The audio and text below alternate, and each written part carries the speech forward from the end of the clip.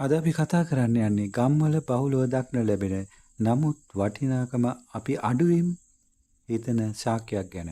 ඒ තමයි වැටහිර. ඇතැම් ප්‍රදේශවල ලාඩප්පා, ගිරිසීඩියා, මකුලත කියලත් මේ ගස හඳුන්වනවා. මල් පිපෙන කාලය පෙබරවාරි මාර්තු මාසවලදී තමයි සිදුවන්නේ. ඒ කාලයට ගසේ කොළ බොහෝ විට වැටි මල් පමණක් ගස පුරාම පිපෙන දර්ශන තමයි දකින්න පුළුවන්. මල්වල වර්ණය ලා රෝස පැහැයක් ගන්නවා. බලද්දි හරියටම සකුරා මල් වගේ තමයි පේන්නේ. ගම්වල පවතින ජන විශ්වාසයක් පවතිනවා. අතීතයේ ගම්මානවල මිනිස්සු මේ මල් කඩලා ගෙදර දුම් මැස්සට දානවා. ඒ ඇයි කියලා බලද්දි ඔවුන් කියන්නේ මේ මල් දුම් මැස්සට දාද්දි ගෙදර තියෙන කැරපොත්තා විනාශ වෙනවා කියලා.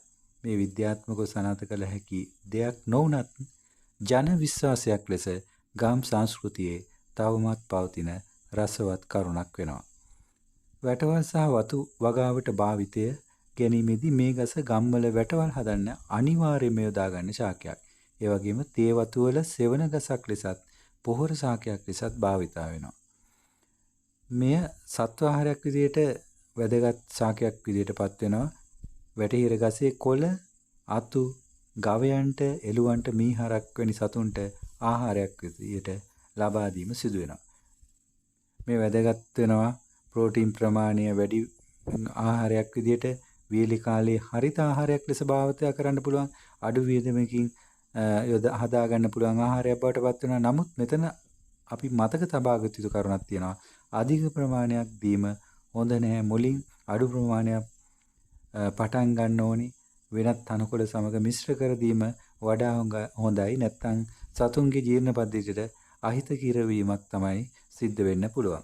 වැටහිර ගසේ මුල්වල නයිට්‍රජන් ගැටිති තියෙනවා. මේ ගැටිති හරහා වායුගෝලයේ නයිට්‍රජන් පසට එකතු වෙලා පොළොව සාරවත් වෙනවා. ඒ නිසා රසායනික පොහොර අවශ්‍යතාවය අඩු වෙනවා. වගා බිම් දිගු කාලිනව සුරක්ෂිත වීමක් සිදු වෙනවා. ගම්වල පැරණි මිනිසු මේ ගසේ පොත්තේ පිටසිබිය ගලවාගෙන අතපය කැපුණාම තුවාල මත තබා රෙදිපටියකින් ගැට ගැසීම සිද්ධ වෙනවා. ඔවුන් විශ්වාස කරන්නේ මේ ගස් තුවාල ඉක්මනට සුව වෙන්න උදව් වෙනවා කියලා. ඉතින් මේ ගස වැඩෙන කාලයක් ගත වෙනවා. හැබැයි හොඳින් ගසක් වැඩුණොත් සාමාන්‍ය වට අඩියක් පමණ කඳක් ලබා ගන්න ආකාරයට සෑදුනොත් ඒ කඳ කපලා ලස්සන මේ රටාවක් තියෙන දැඩි දිගු කාලීනව පවතින ලීයක් මගින් අපිට ගෘහ භාණ්ඩ වගේ දේවල් සාදා ගන්න පුළුවන්. ඉතින් හරි වටිනාකමක් තියෙන ලී තමයි ලැබෙන්නේ. ඉතින් මේකේ මෝරපු ලී තමයි ඒ සඳහා යොදා ගන්න ඕනේ.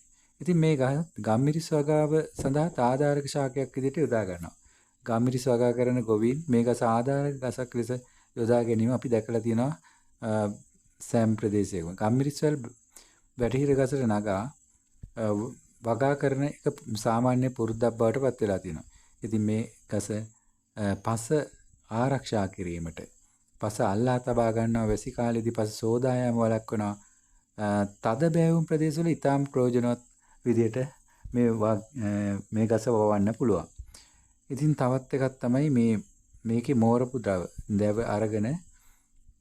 දැව අරගෙන උදළු ගොවිතැනේ භාවිතා කරන තවත් උපකරණවල මිටවල් සාදා ගන්නත් යොදා ගන්න පුළුවන්. ඉතින් මේ වැටහිර නැත්නම් ගිරිසීඩිය ගස කියලා කියන්නේ අපිට මෙන්න මේ ප්‍රයෝජන ටික තමයි සාරාංශයක් විදිහට අපි කතා කළොත් ලස්සනට මල් පිපෙන, සතුන්ට ආහාර දෙන, පස සාරවත් කරන, ජන ඖෂධයක් ලෙස භාවිතා වන, ද්‍රව ලබා දෙන, ගම්මිරිස් වගාවට උදව් කරන, පරිසරය රකින්න ගම්මානයට වටිනා ශාකයක් කියලා අපිට කියන්න පුළුවන්.